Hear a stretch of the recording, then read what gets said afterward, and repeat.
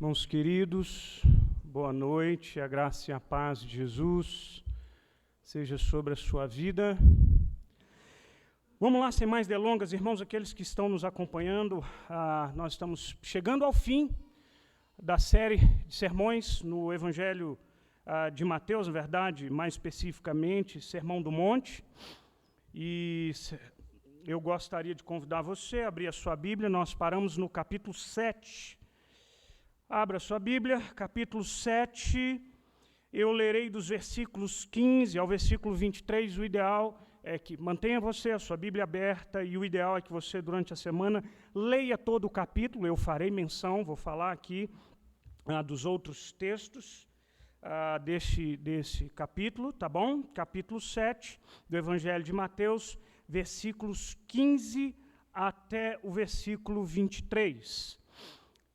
Diz assim a palavra do Senhor: acautelai-vos dos falsos profetas, que se vos apresentam disfarçados em ovelhas, mas por dentro são lobos roubadores. Pelos seus frutos os conhecereis. Colhem-se porventura as uvas dos espinheiros e figos dos abrolhos? Assim, toda árvore boa produz bons frutos. Porém, a árvore má produz frutos maus. Não pode a videira, a árvore boa, produzir frutos maus, e nem a árvore má produzir frutos bons. Toda árvore que não produz um bom fruto, ela é cortada e lançada no fogo. Assim, pois, pelos frutos os conhecereis. Nem todo que me diz, Senhor, Senhor, entrará no reino dos céus, mas aquele que faz a vontade do meu Pai que está nos céus. Muitos naquele dia hão de dizer-me, Senhor, Senhor, porventura não temos nós profetizado em teu nome? E em teu nome não expelimos demônios? E em teu nome não fizemos muitos milagres? Então lhes direi explicitamente, nunca vos conheci. Apartai-vos de mim, os que praticam iniquidade. Vamos orar ao Senhor. Pai querido, Pai santo, Senhor, nós estamos diante de Tua palavra, como temos feito, fazemos todos os domingos, e não é possível nós compreendermos, não é possível nós agasalharmos essa palavra no coração.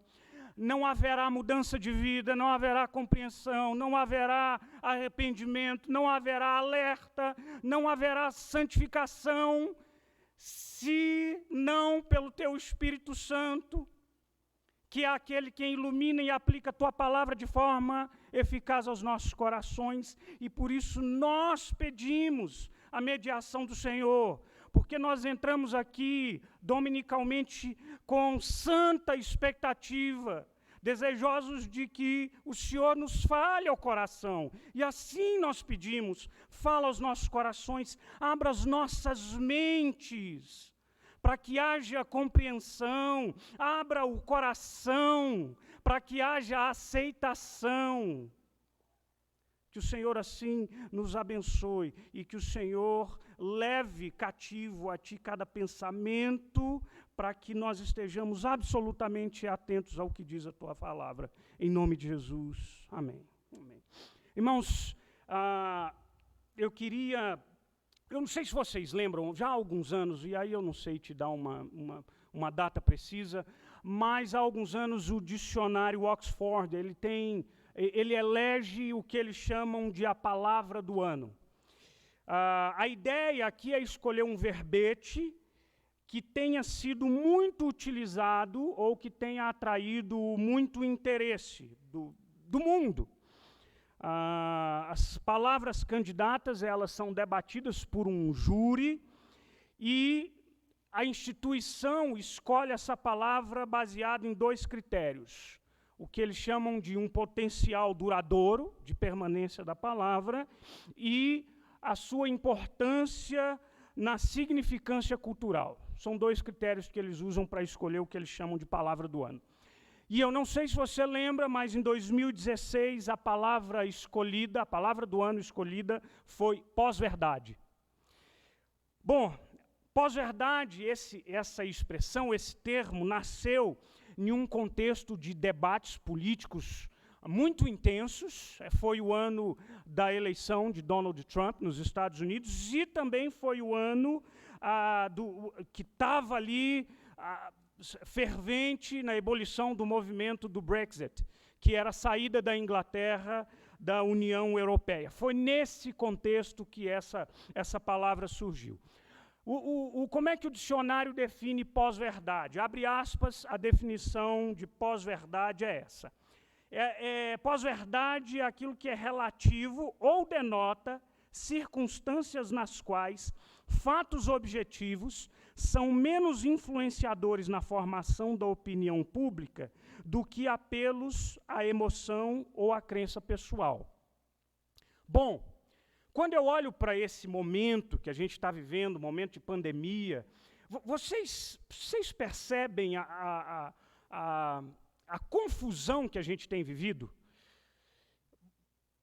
Toma vacina, não toma vacina, cloroquina, pode, não pode, tratamento precoce, e as pessoas estão confusas, e aí daqui a pouco solta-se uma nota de uma revista científica, daqui a pouco há uma outra voz, surge um médico falando isso, surge um outro médico falando aquilo, e a gente fica super confuso, pensando, meu Deus, quem é que tem razão?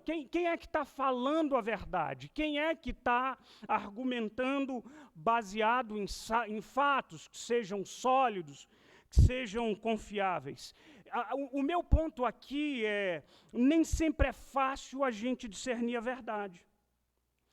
Eu me lembro, e eu quero tentar trazer isso à sua memória, quando a gente expôs aqui na igreja, nós pregamos na epístola de Paulo aos Colossenses, e eu me lembro de introduzir uma das pregações falando acerca do perigo de uma meia-verdade. Bom, uma mentira é perigosa, mas eu digo que uma meia-verdade é mais perigosa ainda. Sabe por quê? Porque uma mentira, sabe essa mentira cabeluda? Uma mentira deslavada, essa que, mentira, né? Essa é fácil da gente identificar. Mas aquela mentira ou meia-verdade, ou aquela mentira disfarçada de verdade, essa mentira ela é muito mais perigosa, porque ela é sutil, ela é enganadora, ela é maquiada. Obrigado, Jessé. Ela vem disfarçado de verdade, então a gente fica confuso com relação a essa meia-verdade. Eu estou trazendo esse fato aqui porque agora nós estamos diante de um texto que nos convoca ao discernimento da verdade. E o discernimento de um verdadeiro ou de um falso profeta. Esse mesmíssimo cuidado que a gente precisa tomar cuidado, que a gente precisa aplicar, a meia-verdade a gente precisa aplicar para discernir um falso profeta. E aí eu quero que você entenda o contexto que Jesus está dizendo, porque isso faz toda a diferença, tá bom? O contexto que Jesus está trazendo essa informação para nós é um contexto que tem um tom de alerta. Então você ouça bem o que diz a palavra do Senhor. Jesus traz esses argumentos, e você vai ver isso lá no início do capítulo 7, alguns desses argumentos, alguns dos ensinos, são alertas para nós, e Jesus apresenta esses alertas em pares. E ele o faz porque esses alertas me chamam para uma escolha. Jesus, nos versículos primeiros, Jesus fala do cuidado que a gente tem que ter, por exemplo, com o julgamento. Como é que a gente julga? Cuidado. Você avalia o cisco no olho do seu irmão sem perceber que você tem uma trave no seu olho, sem você perceber e se lembrar que com a mesma medida que você julga aos outros, essa medida será aplicada a você. Jesus fala nos versículos 13 e 14, das duas portas ou dois caminhos. A porta larga é aquela que leva para um caminho fácil, mas que termina em perdição. A porta estreita, esse é um caminho difícil, mas é um caminho que leva à vida. Logo após o texto que nós lemos aqui, virá o versículo 24, versículo 27, pastor Márcio vai pregar isso aqui semana que vem, mas Jesus fala dos dois fundamentos. E aí, onde é que você vai construir a sua vida, a sua casa? Tem aquele que constrói a vida ou a casa na areia, fundamento que não sustenta, e aquele que constrói a sua casa sobre a rocha. Esse é o contexto.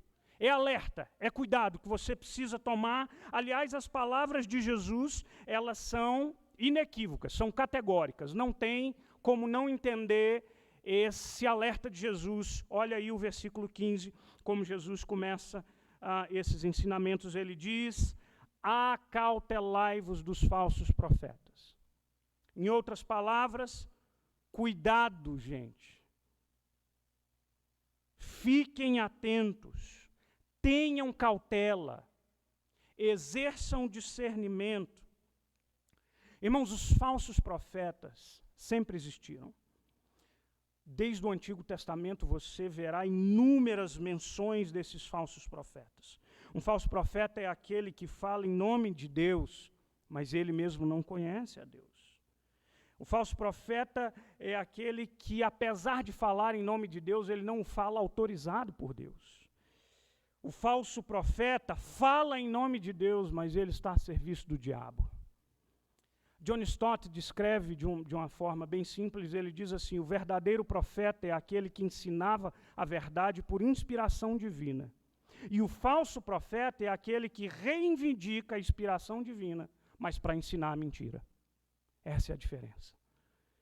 Nesse alerta, então, Jesus, irmãos, nos ensina e nos dá algumas lições e alguns critérios para você lidar com os falsos profetas. Então preste bem atenção nisso, porque esse ensino é prático, e eu quero que você leve ele para casa, porque eles estão aí. Jesus vai nos dar algumas lições importantes e alguns critérios importantíssimos para a gente saber como lidar com os falsos profetas. E eu vou começar com a afirmação mais óbvia. A primeira lição de Jesus para nós é: os falsos profetas existem. Eu estou sendo redundante aqui, não estou? Mas é para você não se esquecer. Jesus disse isso no versículo 15. Esse meu primeiro ponto aqui, ele é bem óbvio. E você é chamado a identificar quem é esse falso profeta. Eles sempre existiram, eu já disse isso aqui. Sabe qual é a minha grande preocupação para conosco, para com vocês aqui que me ouvem? A gente conversa com muitas pessoas de muitas igrejas diversas, enfim, de muitas influências diferentes. Irmãos, eu fico impressionado como muita gente que é antiga de igreja é tão ingênua quando no que se trata de avaliar determinados homens que se dizem profetas de Deus. E eu estou usando o termo profeta de uma forma bem genérica, simplesmente aquele que fala em nome de Deus. Em um país como o nosso, e não só no Brasil, mas eu quero trazer isso para a nossa realidade, não é difícil a gente encontrar essas figuras para todos os lados. Deixa eu contar uma situação que ocorreu comigo há algum tempo. Eu acho que foi aqui em Taguatinga Centro, não sei, mas algum lugar aqui em Taguatinga, eu estacionei o carro, quando eu abri a porta tinha um panfleto no chão. Esses panfletos de igreja.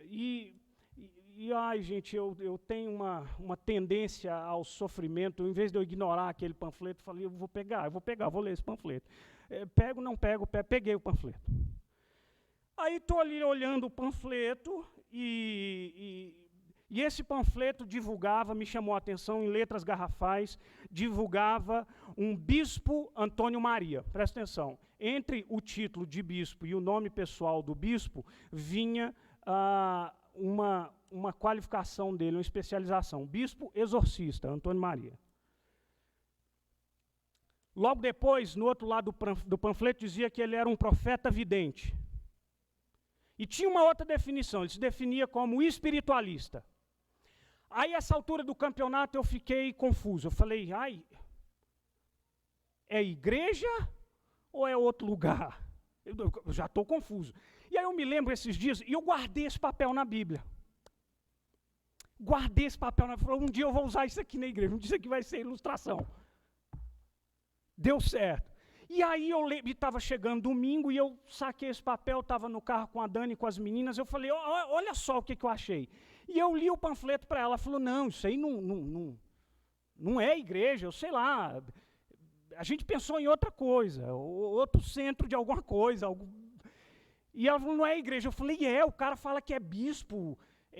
Liguei lá hoje. Liguei lá. Papel investigativo. Falei, eu tenho compromisso com a verdade, não é pós-verdade não, vou pesquisar esse negócio. Liguei lá, o cara atendeu, Santuário de Ceilândia, falei, bingo. Aí eu disse assim, vocês são igreja evangélica? Ele disse, nós não somos igreja evangélica. Eu falei, não bingo então? Ele falou, não, nós somos cristãos revelados. Eu falei, já não entendo mais nada. Nós somos cristãos revelados. Eu falei, mas é católico ou evangélico? Ele disse, não, nós somos cristãos revelados, aqui a gente recebe todo mundo. Eu pensei, é uma versão subevangélica do como é que é o nome daquele lugar esotérico ali do lado da LBV.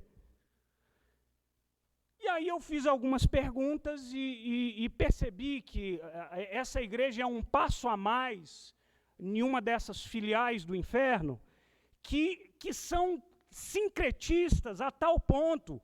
Mas aí eu entrei no site, busquei o nome do cara, entrei em páginas da internet, o cara está com a Bíblia aberta, lendo o Evangelho de Mateus, falando da Bíblia, se dizendo um profeta de Deus. Falso profeta. Os dizeres eram o seguinte: descubra através da vidência o que está por trás dos seus sofrimentos. Ele, o profeta, trabalha na força do Pai das luzes. Você também pode marcar gratuitamente uma consulta espiritual.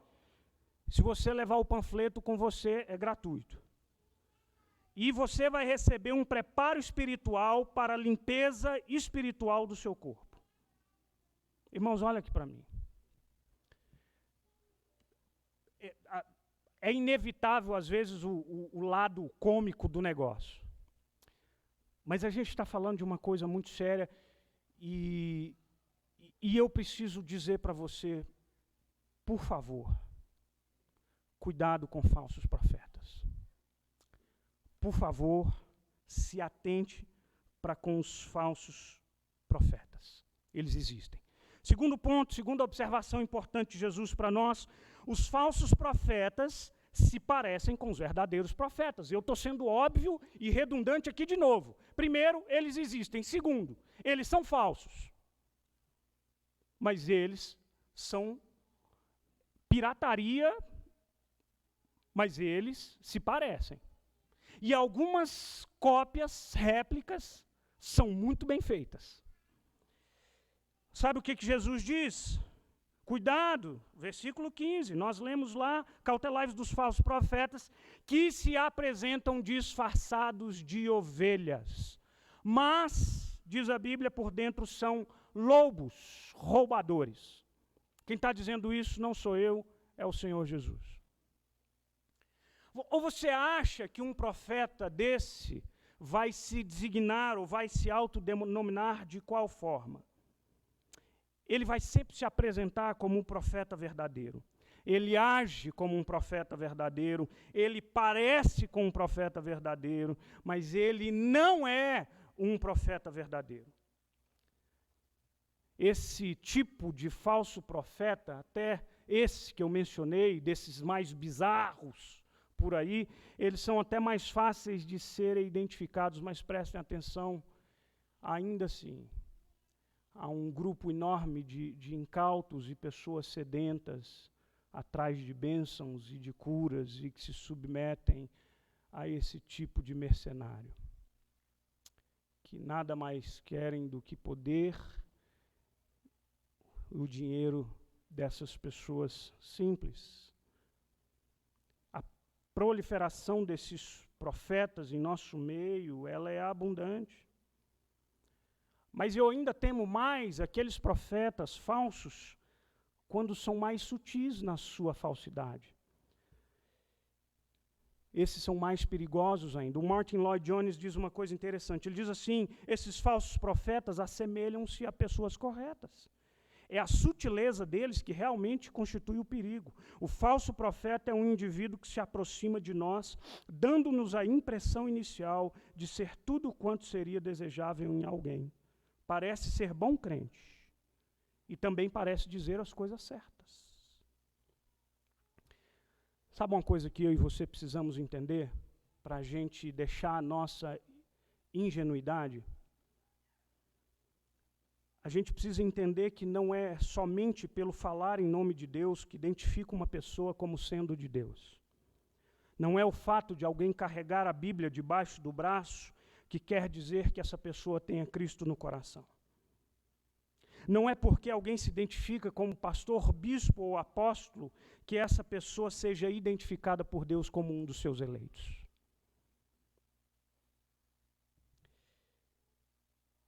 Cuidado. Os falsos profetas se parecem com profetas verdadeiros. Terceira lição de Jesus, e aqui a gente vai para um critério muito claro de Jesus. Os falsos profetas são identificados pelos seus frutos. Olha comigo o versículo 16, por favor. Pelos seus frutos os conhecereis. Colhem-se porventura uvas de espinheiros ou figos de abrolhos? Toda árvore boa produz bons frutos, porém a árvore má produz frutos maus. Irmãos, eu preciso ressaltar dois aspectos aqui importantes para a gente entender esse critério de Jesus. O primeiro dele é que a gente não pode ser ingênuo. A gente precisa avaliar todo aquele que fala em nome de Deus. Isso inclui a mim. Você já ouviu alguém dizer e usar o seguinte argumento em defesa de si mesmo? Cuidado, não toque no ungido de Deus. Você já ouviu alguém dizer isso? Pega um texto lá do Antigo Testamento, desconectado, sobretudo um texto quando Davi poupa a vida de Saul, e ele diz: eu não vou tocar na vida de ungido de Deus, o contexto é outro. Há uma questão física, há um respeito de Davi para com Saul, que a despeito de tudo que Saul havia feito, Davi ainda o amava, mas as pessoas dizem: cuidado para você não tocar no ungido de Deus. Ou eu já vi gente dizer assim: ninguém me julga, só Deus me julga. Já ouviu essa afirmação também? Presta atenção. Você precisa entender que o versículo 1 do capítulo 7 não é um ensino para que você não exerça a sua inteligência, o seu juízo. Sim, o seu julgamento. Não é isso que a Bíblia está dizendo. Quando a Bíblia diz assim: não julgueis para que não sejais julgados, e o pastor Rafael já pregou esse texto aqui na igreja, o que ela está dizendo e o que ela proíbe é o que a gente chama de um juízo temerário. O que é um juízo temerário? É um juízo falso, sem fundamento, é um juízo malicioso e um juízo impiedoso. Ele é falso porque ele não tem fundamento. Ele é impiedoso porque ele julga o outro como se eu mesmo não fosse passível de erros. Jesus não está dizendo que você não deva julgar. Jesus está dizendo como você deve fazer. A maneira certa. Eu vou ler para você só 2 textos bíblicos que confirmam o que eu estou dizendo. Um deles a gente encontra lá em João capítulo 7, versículo 24. Jesus não podia ser mais claro. João 7, 24, Jesus diz assim: não julguem apenas pela aparência, mas façam julgamentos justos. Essa tradução aqui é NVI. Se ouviu o que eu acabei de dizer? Não julguem pela aparência, façam julgamentos justos. Também João, lá na sua primeira epístola, capítulo 4, versículo 1, ele diz assim: amados, não creiam em qualquer espírito, mas examinem, escrutinem, observem. Tenham tenham discernimento. Ele diz, examinem os espíritos para ver se eles procedem de Deus, porque muitos falsos profetas têm saído pelo mundo. Essa palavrinha, e eu gosto dessa palavrinha, examinar, dokimazete, ela quer dizer escrutinar, é como aquele sujeito que pega um metal e ele vai olhar bem pertinho se aquele metal ele é realmente precioso. Isso é um exame, bem de perto. É isso que Jesus está dizendo, olha, não seja ingênuo, avalie. O Paul Washer, é um pastor batista, ele tem uma frase maravilhosa quando essa turma vem, não me julguem, tal. Olha o que o Paul Washer diz, olha o que Paul Washer diz. Quando as pessoas me dizem, não julguem para não serem julgados, eu digo, não distorçam a Escritura para não seres igual ao diabo. Muito bom, não é? Não julgue, não me julga, porque senão, né, para você não ser julgado, eu digo, não distorça a Escritura, porque senão vai ficar igual ao diabo.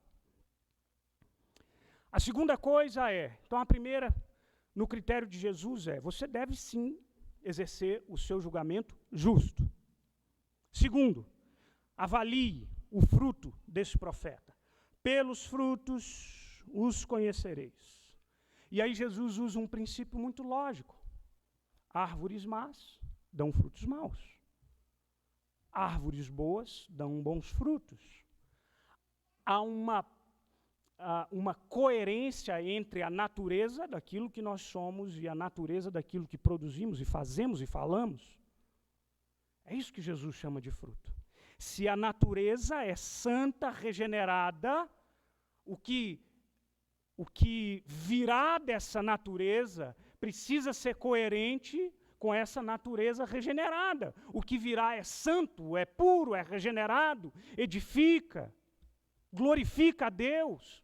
Mas o contrário, se a natureza é corrompida, inimiga de Deus, o que sai de mim será igualmente impuro, injusto, malicioso, inimigo de Deus. Jesus estabelece, portanto, esse critério. E John Stott diz uma coisa interessante, ele diz assim, olha, a gente observa o fruto no profeta em dois aspectos, eu já de alguma forma já mencionei, as atitudes, ou seja, o que é nascido de novo produz bom fruto. Se você olhar Gálatas, por exemplo, Paulo fala do fruto do Espírito e descreve o fruto do Espírito como manifestação na vida do crente, do regenerado, daquele que nasceu de novo, e os frutos do Espírito, de uma forma fundamental, é descrito como ações do cristão. Amor, alegria, paciência, amabilidade, bondade, fidelidade, mansidão, domínio próprio. Você entende o que eu estou falando? Observe, escrutine.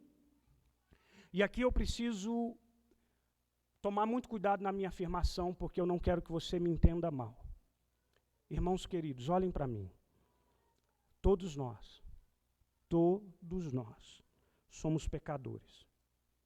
Toda árvore boa, inclusive, eventualmente, pode produzir um fruto estragado. Mas isso não é a regra. Todos nós falhamos eventualmente ou pontualmente. A minha questão é que o apóstolo João, na sua epístola, diz que aquele que é nascido de Deus não vive pecando, ou não vive na prática do pecado. Uma coisa é diferente da outra. O apóstolo Paulo chama a atenção para os ministros do Evangelho, ele diz, falando de si, dos seus companheiros, em 2 Coríntios 6:3, não damos motivos de escândalo a ninguém, em circunstância alguma, para que o ministério não caia em descrédito. Ou seja, a gente representante do Evangelho, a gente tem que tomar muito cuidado com o que a gente fala, com o que a gente faz. Irmãos, faça uma pesquisa brevíssima no Google. Chega lá e digita pastores e, sei lá, /cadeia, /abuso sexual, seja lá o que for. Sabe o que você vai encontrar? Você vai encontrar uma infinidade de matérias de jornais com ditos pastores envolvidos em toda sorte de coisa suja. Casos de abuso sexual, crimes de estelionato, violência doméstica e por aí vai. fruto que a árvore dá. O fruto que ela produz. Uma segunda característica que representa o fruto desse falso profeta e que a gente precisa observar é o ensino. Jesus e o Novo Testamento está repleto de exemplos se referindo ao fruto como o ensino que uma pessoa traz. Lá em Mateus, no capítulo 12, Jesus exorta veementemente aqueles fariseus e escribas, dizendo: vocês são raça de víboras. Como podem vocês, que são maus, dizer coisas boas? Pois a boca fala do que está cheio o coração. O homem bom do seu bom tesouro tira boas coisas, e o homem mau do mau tesouro tira coisas más. O que ele está dizendo? O coração bom vai proferir coisas boas. E coisas boas, aqui eu me refiro àquilo que condiz com os ensinos de Deus.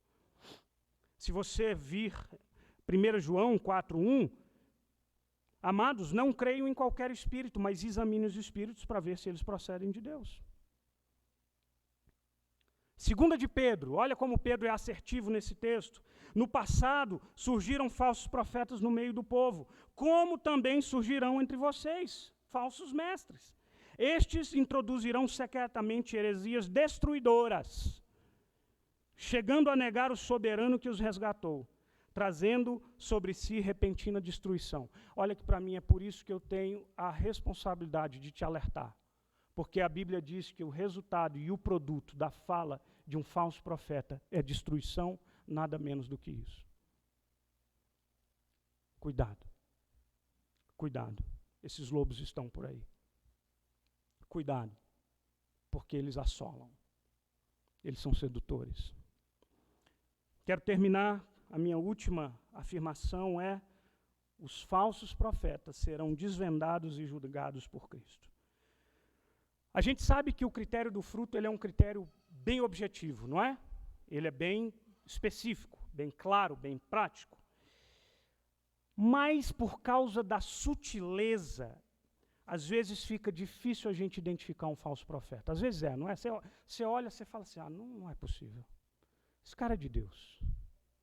Não é possível. É tão difícil a gente identificar que Jesus havia dado o exemplo do joio e do trigo.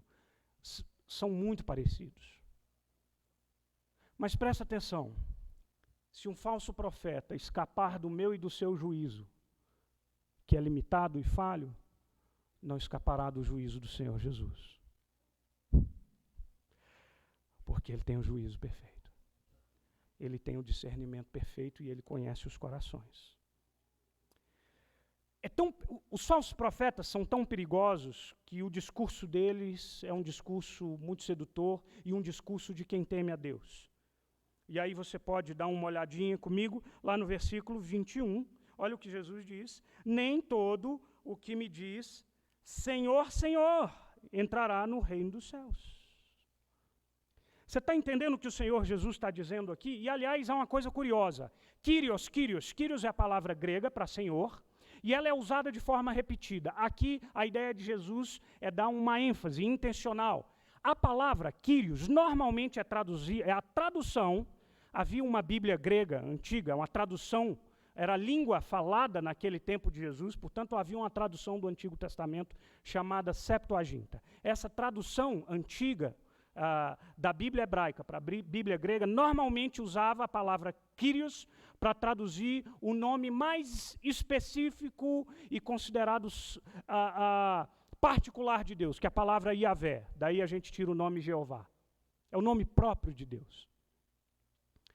Aquele que diz Senhor, Senhor é aquele sujeito que parece e que demonstra na sua oração um tom de submissão ao Senhor. Senhor, Senhor! É aquele sujeito que em tudo parece temente a Deus.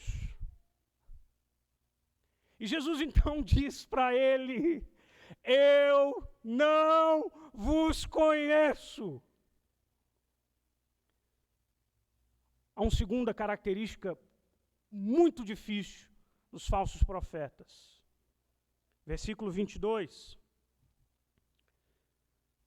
Muitos, naquele dia, esse é o dia do juízo, hão de dizer-me: Senhor, Senhor, porventura não temos nós profetizado em teu nome, Em teu nome não expelimos demônio, em teu nome não fizemos milagres. Irmãos queridos, mais uma vez, eu vos falo com todo o meu coração. Não se encante, não se deixe seduzir por aqueles que arrogam para si uma capa de espiritualidade. E mais, pastor, mas eu fui curado. E eu acredito que você possa ter sido curado, sabe por quê? Porque Deus, Ele é todo poderoso e onipotente e Ele cura quem quer, quando quer, como quer. Ele faz isso. Mas isso não legitima o falso profeta, até porque há um dado que normalmente a gente se esquece. Você sabia que o diabo cura também? Você sabia que Satanás opera com sinais e maravilhas? Olha Mateus 24, o alerta de Jesus, ele diz assim: porque seguirão falsos cristos e falsos profetas, operando grandes sinais de prodígios para enganar, se possível, os eleitos de Deus. Sabe por que eu acredito que às vezes até numa igreja como essa, o sujeito diz assim, eu me converti naquela igreja. Eu acredito, sabe por quê? Porque o compromisso de Deus é com o nome santo de Jesus e não com o nome do picareta. Porque o Senhor salva, a despeito de mim. Porque a despeito do ladrão que arroga para si o título de profeta, o nome de Jesus é o nome que está acima de todo nome, e no céu e na terra todo joelho se prostrará diante dele, e toda língua confessará que ele é Senhor para a glória de Deus Pai. Isso não depende do ladrão, mas ele será imputado pelo seu erro e julgado com severidade por aquele que é Senhor. Sabe o que o Senhor nos ensina? O apóstolo Paulo, 2 Tessalonicenses, capítulo 2, ele diz assim, ora, o aparecimento do iníquo é segundo a eficácia de Satanás, com todo poder e sinais e prodígios de mentira, com todo engano e injustiça aos que perecem, porque não acolheram o amor da verdade para serem salvos. O aparecimento do iníquo segundo a eficácia de Satanás, com todo poder e sinais. O diabo cura, faz sinais. E não é porque uma pessoa apresenta para você uma lista de curas e sinais, é que essa pessoa deve ser considerada um servo do Senhor. Chego à minha conclusão, fazendo 2 alertas aqui para nós. O primeiro deles é, eu não quero que você saia daqui com um espírito julgador. Eu quero que você saia daqui sem ser ingênuo. Eu não quero que você saia daqui apontando o dedo, chamando todo mundo de herege. Alguns não tem jeito, eles pediram. Aí não dá para ajudar os caras. Mas a gente tem que ser cuidadoso no nosso juízo. Por que eu falei tão abertamente e citei o senhor aqui, exorcista, vidente e sei lá o que mais ele é? Porque está lá, está para todo mundo ver, está no panfleto. A gente precisa tomar cuidado, mas a gente já aprendeu que o juízo precisa ser exercido. Você não pode ser ingênuo. Segundo, o alerta de Jesus é para esses falsos mestres, mas eu acho que ele pode e deve ser aplicado a mim e a você. Sabia disso? Sabe o que eu estou dizendo? Eu estou dizendo que nós estamos lendo um texto em que o Senhor Jesus diz que no dia do juízo muitos chegarão lá com a plena convicção, isso é o que me parece do texto. Martin Lloyd Jones confirma isso. Muitos chegarão diante de Deus com uma sinceridade, um engano sincero, dizendo, Senhor, Senhor, em teu nome nós fizemos isso. E aí eu quero chamar a sua atenção. Irmãos queridos, a porta larga é mais convidativa do que a porta estreita. O Senhor já nos ensinou que muitos são chamados e poucos escolhidos. Eu tenho a impressão, na verdade eu tenho a convicção de que em todos os arraiais cristãos, há muitas pessoas que entram nas igrejas e saem das igrejas, que cantam louvores, que levantam as mãos aos céus, que dão os seus dízimos e as suas ofertas, mas que estão enganados acerca de si mesmos. Sabe o que Jesus disse? Jesus disse,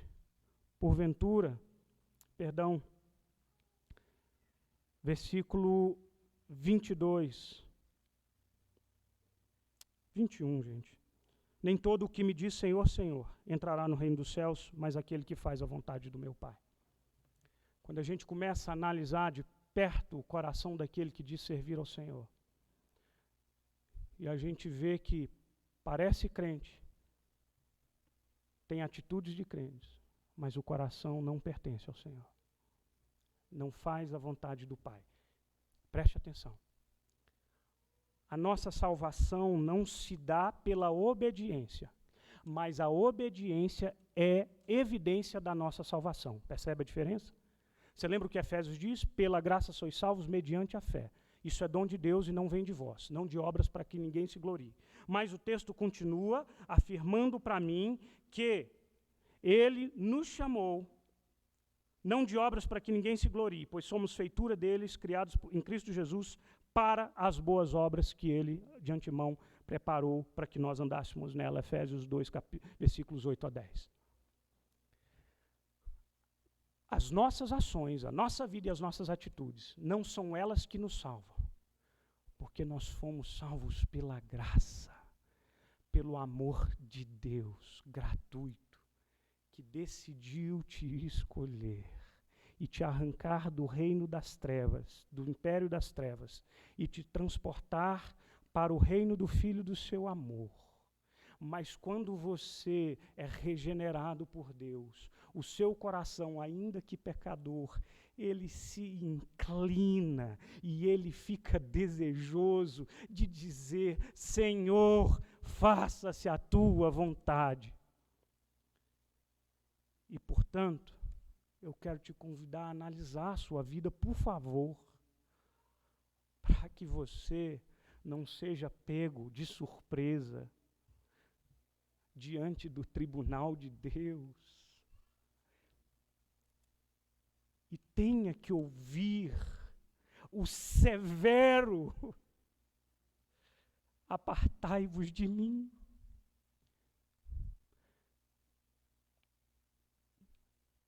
Você tem ideia do que é isso? Não haverá mais escapatória, não haverá mais chance. Apartai-vos de mim, porque eu não te conheço.